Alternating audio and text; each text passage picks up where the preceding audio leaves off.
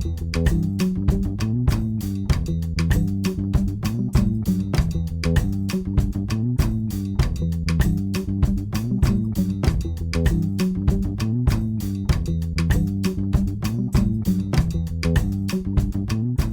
everyone, I'm Claudia Osei-Nsafoah, the Chief People Officer for Sky across the UK and Ireland. We're here today to have an open and inspiring conversation marking Black History Month, where we've got 3 incredible black women that have made the transition from being sportswomen to now being in the boardroom.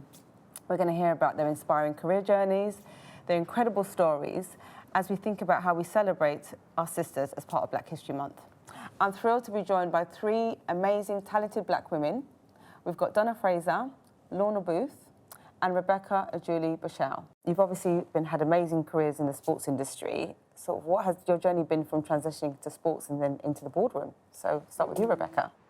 You know, I think the media shaped a lot of my journey out of sport. There was a lot of scrutiny around the colour of my skin and the way that I spoke. And, you know, I felt like on top of having to swim a good race and maintain my position as, you know, one of the top 50-metre breaststrokers in the world, it was also about proving people wrong every single time I got in front of the blocks.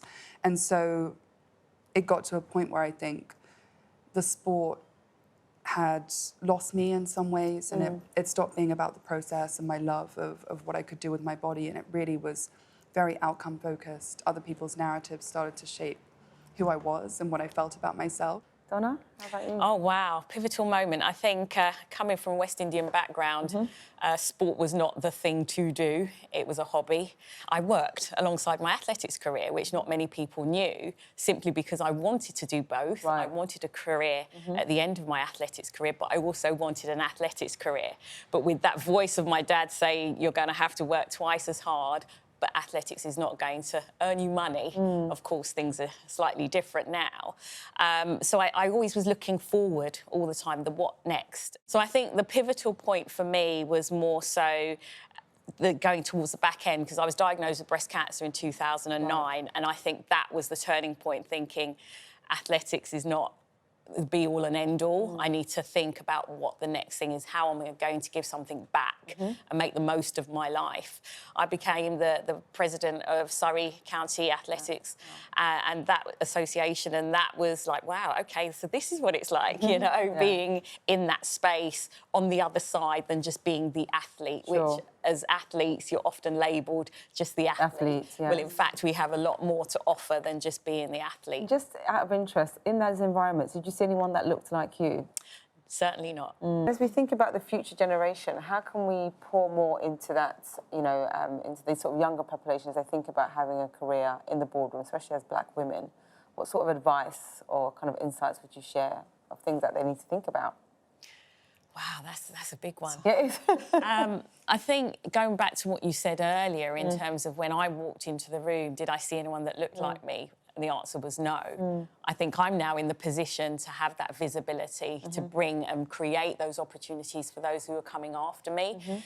And I'm a huge believer of mentorship, giving something back to people who look like me and others, and hopefully share some of those pitfalls that I fell into along the way and give that guidance. I may not always have the answers to the questions, but being that listening ear and helping.